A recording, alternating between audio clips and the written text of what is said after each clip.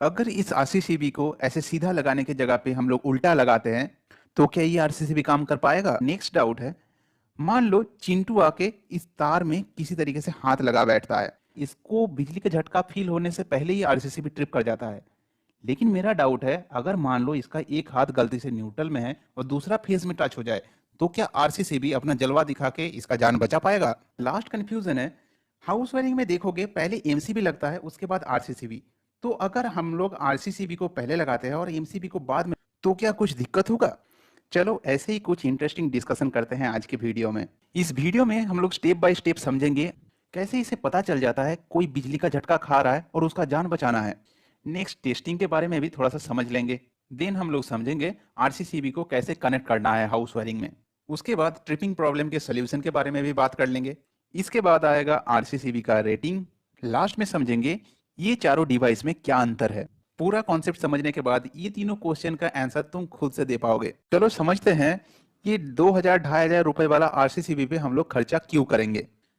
इस डिवाइस को यूज करने का मेन पर्पस है, इलेक्ट्रिसिटी लेके अगर हम लोगों से कोई लापरवाही हो जाए तो भी हम लोग को इलेक्ट्रिक शॉक ना लगे। अब जरा सा सोचो, इस छोटा सा डिवाइस को कैसे पता चल जाता है किसी बुड़बक का जान खतरे में है। ये मैजिक पॉसिबल होता है ये तीन कॉयल की मदद से। इस कोर के अंदर रेसिडुअल फ्लक्स की मदद से फॉल्ट सेंसिंग कॉयल इस आरसीसीबी को ऑन से ऑफ करवाता है। चलो इंटरनल ऑर्गन्स के बारे में थोड़ी देर बाद डिस्कस करते हैं, पहले बेसिक वर्किंग प्रिंसिपल समझ लेते हैं। आरसीसीबी एक्चुअली हमेशा नजर गड़ाए बैठा रहता है और देखता है जितना करंट अंदर गया उतना बाहर आया कि नहीं। मतलब फेस साइड और न्यूट्रल साइड का करंट सेम होना चाहिए। यहाँ पे फ्रिज चलाने के लिए फेस साइड से जो करंट फ्रिज में गया वही करंट न्यूट्रल होके वापस आया। सो यहाँ पे 5 एम्स अगर यहाँ पे फ्लो कर रहा है तो दोनों साइड में ही 5 एम्स फ्लो करेगा। ये तो बड़ा ही सिंपल सा बात है। लेकिन अगर फ्रिज में लीकेज है, उसी समय अगर घर का कोई चुन्नू मुन्नू आके फ्रिज को टच कर दिया, तब भी इसे शॉक नहीं लगना चाहिए, वरना ये कॉस्टली आरसीसीबी हम लोग लगाए क्यों इसलिए हैं। सो इस कंडीशन में देखो phase current equals to neutral current नहीं होगा। कैसे हो रहा है देखो, यहाँ से फेज करंट फ्लो किया, फ्रिज में लीकेज के कारण फ्रिज भी चार्ज कंडीशन पे है और इसका पैर जमीन पे है, तो इसके बॉडी के थ्रू एक करंट फ्लो कर जाएगा।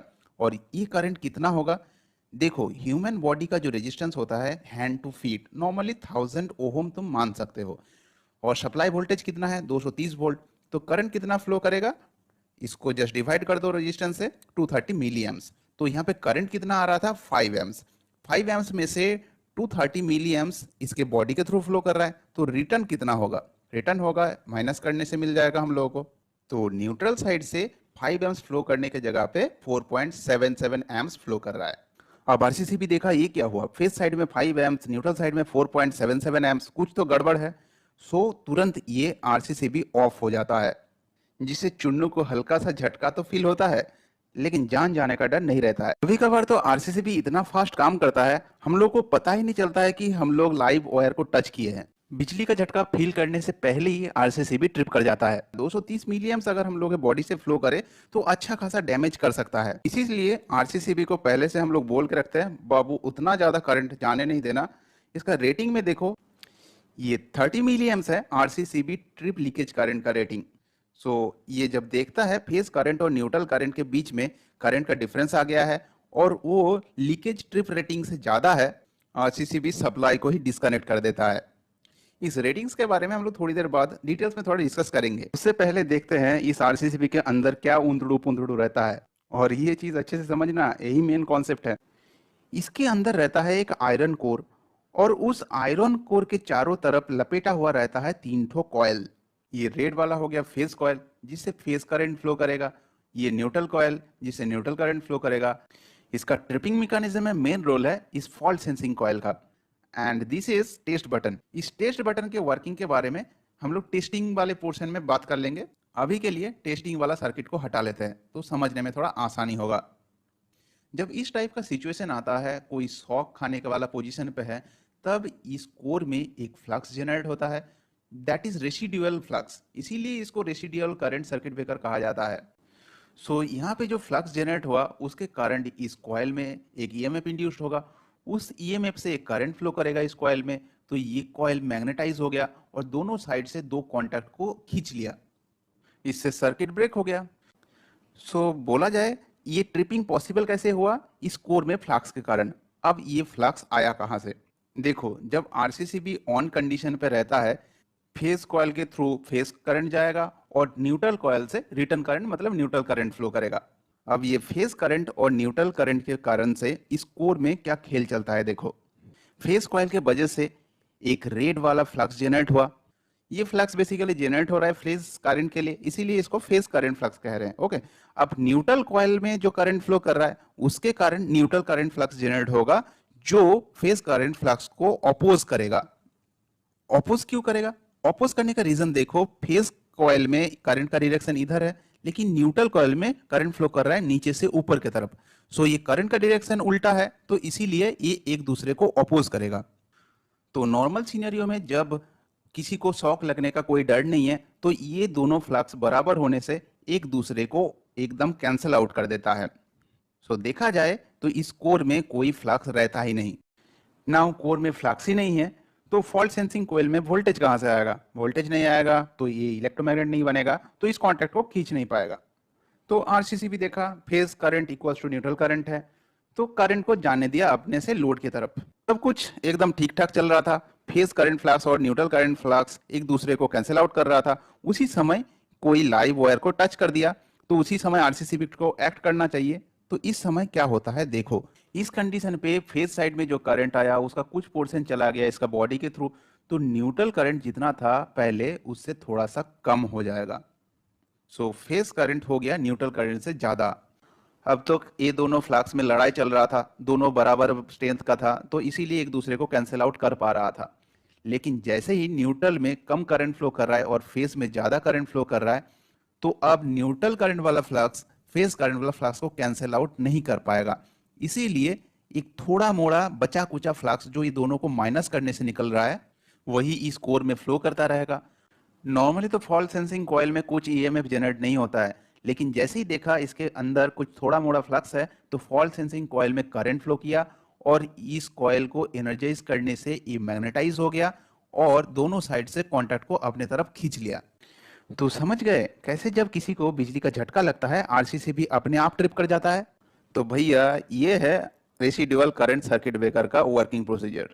अब रेसिडुअल ये टर्म कहां से आया? रेसिडुअल का मतलब है अवशिष्ट। ये दोनों फ्लक्स को माइनस करने से जो बचा रहा वही है रेसिडुअल फ्लक्स। तो देखा जाए इसका नाम ही तुमको पूरा वर्किंग प्रिंसिपल बता देता है।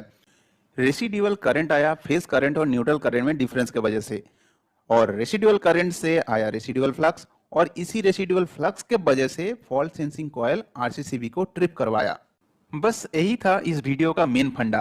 अब आरसीसीबी रिलेटेड सारे कॉन्सेप्ट तुम फील कर पाओगे। देखो, आरसीसीबी टेस्ट करना और टेस्ट समझना बहुत ही जरूरी है, क्योंकि आरसीसीबी लगाते ही हम लोग अपने आप को सुपरमैन समझने लगते हैं। हम लोगों को लगने लगता है इलेक्ट्रिक शॉक से हम लोगों को डरने का कोई जरूरत ही नहीं है। लेकिन याद रखना, एक इलेक्ट्रिकल डिवाइस है, कभी भी धोखा दे सकता है। इसीलिए रेकमेंड किया जाता है जब आरसीसीबी खरीदो तब भी टेस्ट करना जरूरी है, और घर में लगा हुआ है तब भी आरसीसीबी को महीने में एक आध बार टेस्ट कर लेना चाहिए। अब देखो, दो तीन तरीका है टेस्ट करने का, सारे तरीका हम लोग डिस्कस करेंगे। इसमें से ऊपर वाला ये दो टेस्ट ऑनलाइन टेस्ट है, मतलब पावर दे के टेस्ट करना है, और नीचे वाला बहुत ही इंटरेस्टिंग है, एक छोटा सा पेंसिल बैटरी यूज करके तुम आरसीसीबी को टेस्ट कर सकते हो आरसीसीबी सही है या गलत। इस टेस्ट में बाहर से पावर सप्लाई देने का कोई जरूरत भी नहीं पड़ता है। पहले टेस्ट बटन वाला कॉन्सेप्ट समझते हैं।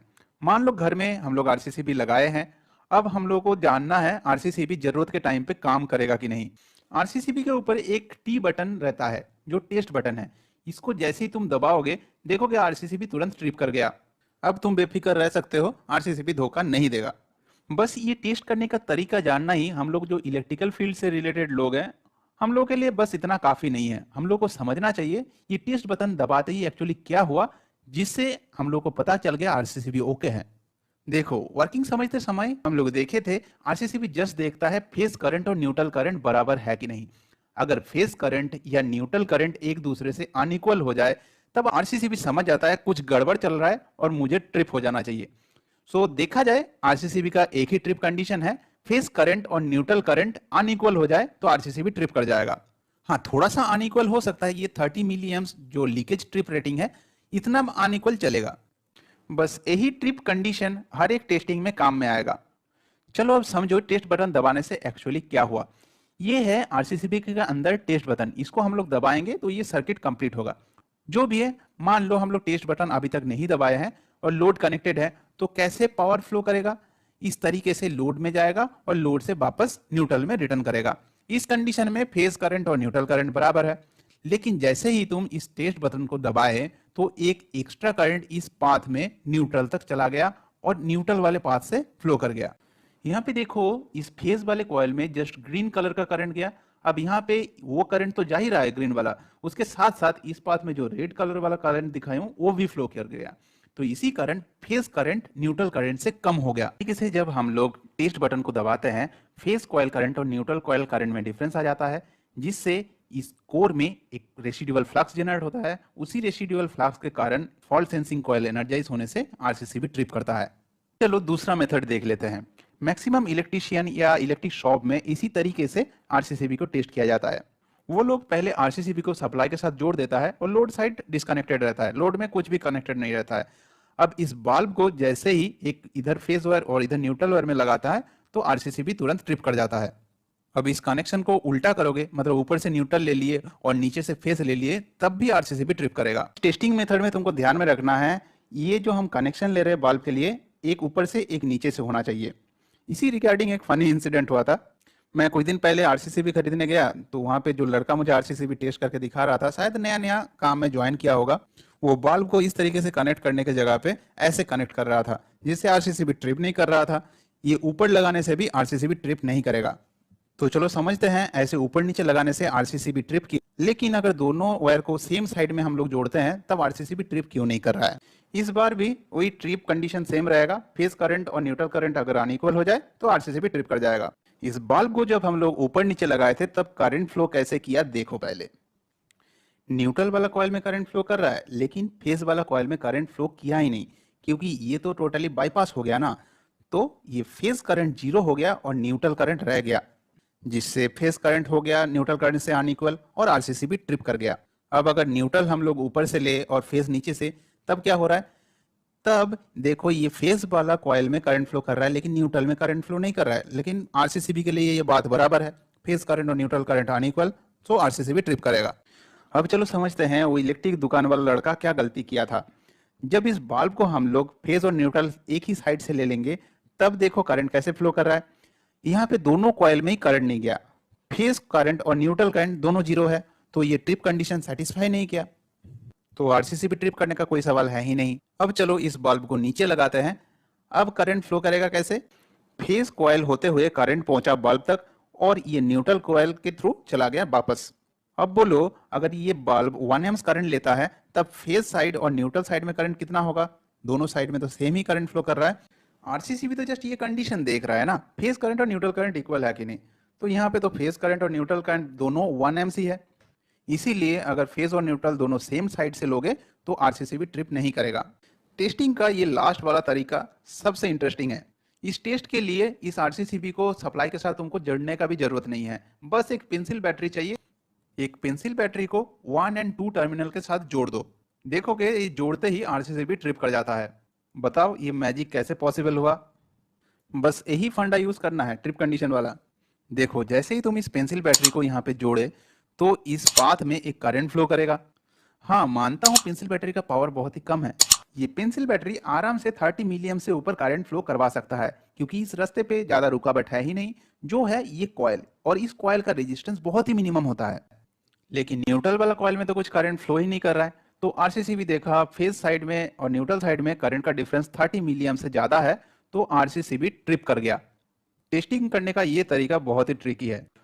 अब थोड़ा दिमाग लगाओ, अगर ये फेज साइड के जगह पे हम लोग न्यूट्रल साइड में इस पेंसिल बैटरी को लगाते हैं तो क्या ये ट्रिप टेस्ट पॉसिबल होगा? बिल्कुल पॉसिबल है, क्योंकि इस कंडीशन पे फेज साइड में करंट तो फ्लो नहीं करेगा, लेकिन न्यूट्रल वाला कॉइल में करंट फ्लो कर जाएगा। आरसीसीबी का मानना है फेज करंट ज्यादा हो या न्यूट्रल करंट ज्यादा हो, उससे मुझे घंटा फर्क नहीं पड़ता है। तो अगर इस बैटरी को हम लोग न्यूट्रल साइड में भी लगाते हैं तब भी ये ट्रिप टेस्ट पॉसिबल है। पेंसिल बैटरी यूज करके ट्रिप टेस्ट कर रहे हो तो दोनों साइड में लगा के टेस्ट कर लेना। इससे होगा क्या, साइड में लगाने से फेज वाला कॉइल चेक हो जाएगा